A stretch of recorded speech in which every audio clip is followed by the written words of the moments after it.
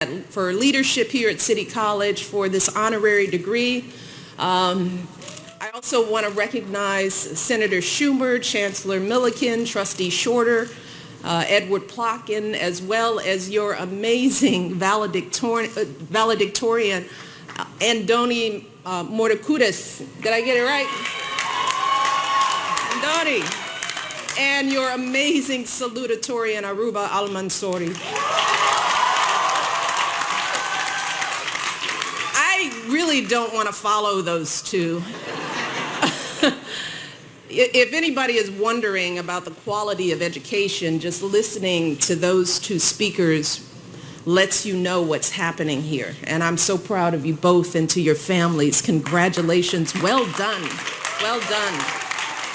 And of course, let us not forget Elizabeth Klilu for her amazing performance of the national anthem earlier today. She blew it out of the water. But most of all, I want to acknowledge all of you, the brilliant, talented, ambitious, accomplished, and all-around outstanding members of the class of 2016. Woo! You give me chills. You all have worked so hard and come so far to reach this milestone. So I know this is a big day for all of you and your families and for everyone at this school who supported you on this journey. And in many ways, this is a big day for me too. See, this is my very last commencement address as First Lady of the United States. This is it. So I just want to take it all in, and I think this was the perfect place to be because this is my last chance to share my love and admiration and hopefully a little bit of wisdom with the graduating class. And graduates, I really want you all to know that there is a reason why of all of the colleges and universities in this country, I chose this particular school in this particular city for this special moment. And I'm here because of all of you. I mean, we've talked about it. Andoni, I'm going to talk a little bit about diversity. Thank you.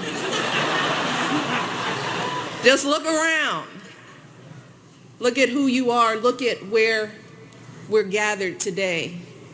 As the president eloquently said at this school, you represent more than 150 nationalities. You speak more than 100 different languages. Whoa, just stop there. You represent just about every possible background, every color and culture, every faith and walk of life. And you've taken so many different paths to this moment. Maybe your family has been in the city for generations. Or maybe like my family, they came to this country centuries ago in chains. Maybe they just arrived here recently, determined to give you a better life. But graduates, no matter where your journey started, you have all made it here today through the same combination of unyielding determination, sacrifice, and a whole lot of hard work. Commuting hours each day to class, some of you juggling, yes, amen. Juggling multiple jobs to support your families and pay your tuition. Studying late into the night, early in the morning on subways and buses, and in those few precious minutes during breaks at work. And somehow you still found time to give back to your communities, tutoring young people, reading to kids, volunteering at hospitals. Somehow you still managed to do prestigious internships and research fellowships and join all kinds of clubs and activities. And here at this nationally ranked university with a rigorous curriculum and renowned faculty, you rose to the challenge, distinguishing yourselves in your classes, winning countless honors and awards, and getting into top graduate schools across the country. Whoa. So graduates, with your glorious diversity, with your remarkable accomplishments and your deep commitment to your communities, you all embody the very purpose of this school's founding. And more importantly, you embody the very hopes and dreams carved into the base of that iconic statue not so far from where we sit, on that island where so many of your predecessors at this school first set foot on our shores. And that is why I wanted to be here today at City College. I wanted to be here to celebrate all of you, this school, this city, because I know that there is no better way to celebrate this great country than being here with you. See, all of you know, for centuries, this city has been the gateway to America for so many striving, hope-filled immigrants, folks who left behind everything they knew to seek out this land of opportunity that they dreamed of.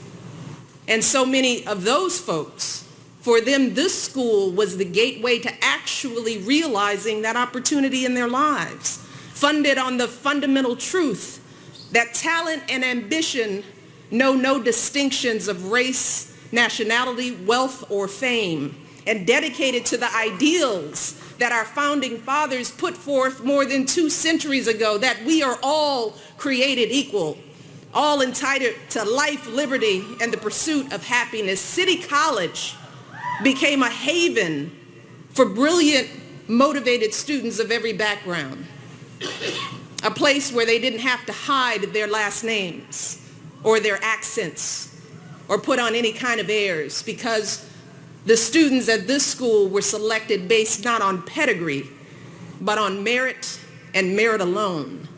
So really,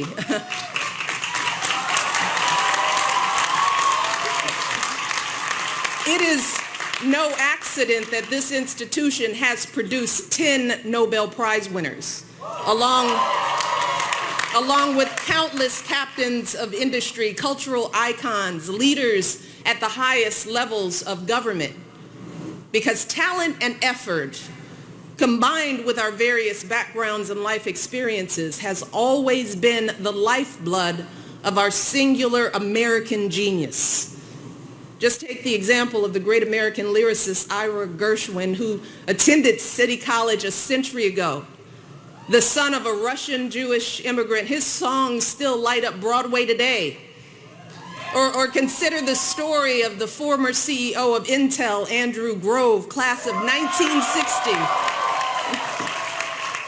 He was a Hungarian immigrant whose harrowing escape from Nazism and communism shaped both his talent for business and his commitment to philanthropy. And just think about the students in this very graduating class. Students like the economics and pre-law major from Albania, who also completed the requirements for a philosophy major and dreams of being a public intellectual.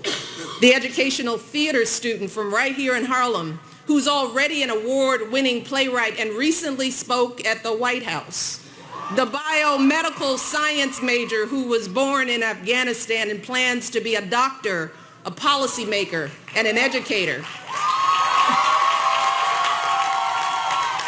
And your salutatorian, whose Yemeni roots inspired her to study Yemeni women's writing and to advocate for girls in her community, urging them to find their own voices, to tell their own stories. I could go on. These are just 4 of the nearly 4,000 unique and amazing stories in this graduating class. Stories that have converged here at City College, this dynamic, inclusive place where you all have had the chance to really get to know each other, to listen to each other's languages, to enjoy each other's food, lasagna, obviously, music and holidays, debating each other's ideas, pushing each other to question old assumptions and consider new perspectives. And those interactions have been such a critical part of your education at this school, those moments when your classmates showed you that your stubborn opinion wasn't all that well informed. Or when they opened your eyes to an injustice you never knew existed. Or when they helped you with a question that you couldn't have possibly answered on your own. I think your valedictorian put it best, and this is a quote, said, "The sole irreplaceable component of my CCNY experience came from learning alongside people with life experiences strikingly different from my own." He said, "I've learned that diversity in human experience gives rise to diversity in thought, which creates distinct ideas and methods of problem solving." That's an okay quote. Okay, you're bright. I couldn't have said it better myself. That is the power of our differences to make us smarter and more creative. And that is how all those infusions of new cultures and ideas, generation after generation, created the matchless alchemy of our melting pot and helped us build the strongest, most vibrant, most prosperous nation on the planet. Right here. But unfortunately, graduates, despite the lessons of our history and the truth of your experience here at City Colleges, some folks out there today seem to have a very different perspective. They seem to view our diversity as a threat to be contained rather than as a resource to be tapped. They tell us to be afraid of those who are different, to be suspicious of those with whom we disagree. They act as if name-calling is an acceptable substitute for thoughtful debate, as if anger and intolerance should be our default state rather than the optimism and openness that have always been the engine of our progress. But graduates, I can tell you as First Lady, I have had the privilege of traveling around the world and visiting dozens of different countries, and I have seen what happens when ideas like these take hold. I have seen how leaders who rule by intimidation, leaders who demonize and dehumanize entire groups of people often do so because they have nothing else to offer. And I have seen how places that stifle the voices and dismiss the potential of their citizens are diminished, how they are less vital, less hopeful, less free. Graduates, that is not who we are. That is not what this country stands for. No, here in America, we don't let our differences tear us apart, not here, because we know that our greatness comes when we appreciate each other's strengths, when we learn from each other, when we lean on each other, because in this country, it's never been each person for themselves. No, we're all in this together. We always have been. And here in America, we don't give in to our fears. We don't build up walls to keep people out because we know that our greatness has always depended on contributions from people who were born elsewhere, but sought out this country and made it their home.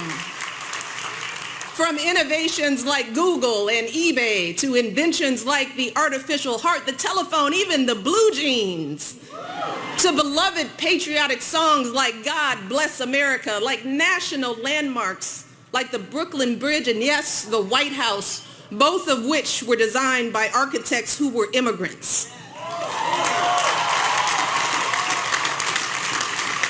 Finally, graduates, our greatness has never, ever come from sitting back and feeling entitled to what we have. It's never come from folks who climb the ladder of success or who happen to be born near the top and then pull the ladder up after themselves. No, Our greatness has always come from people who expect nothing and take nothing for granted. Folks who work hard for what they have, then reach back and help others after them. That is your story, graduates, and that is the story of your families.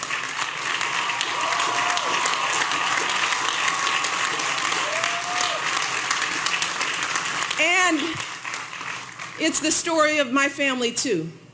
As many of you knew, I grew up in a working class family in Chicago. And while neither of my parents went past high school, let me tell you, they saved up every penny that my dad earned at his city job because they were determined to send me to college. And even after my father was diagnosed with multiple sclerosis and he struggled to walk, relying on crutches just to get himself out of bed each morning, my father hardly ever missed a day of work. See, that blue-collar job helped to pay the small portion of my college tuition that wasn't covered by loans or grants or my work study or my summer jobs. And my dad was so proud to pay that tuition bill on time each month, even taking out loans when he fell short. See, he never wanted me to miss a registration deadline because his check was late. That's my story. And graduates, you all have faced challenges far greater than anything I or my family have ever experienced. Challenges that most college students could never even imagine. Some of you have been homeless. Some of you have risked the rejection of your families to pursue your education. Many of you have lain awake at night wondering how on earth you were going to support your parents and your kids and still pay tuition. And many of you know what it's like to live not just month to month or day to day, but meal to meal. But graduates, let me tell you, you should never, ever be embarrassed by those struggles. You should never view your challenges as a disadvantage. Instead, it's important for you to understand that your experience facing and overcoming adversity is actually one of your biggest advantages. And I know that because I've seen it myself. Not just as a student working my way through school, but years later before I came to the White House and I worked as a dean at a college. In that role, I encountered students who had every advantage. Their parents paid their full tuition. They lived in beautiful campus dorms. They had every material possession a college kid could want: cars, computers, spending money.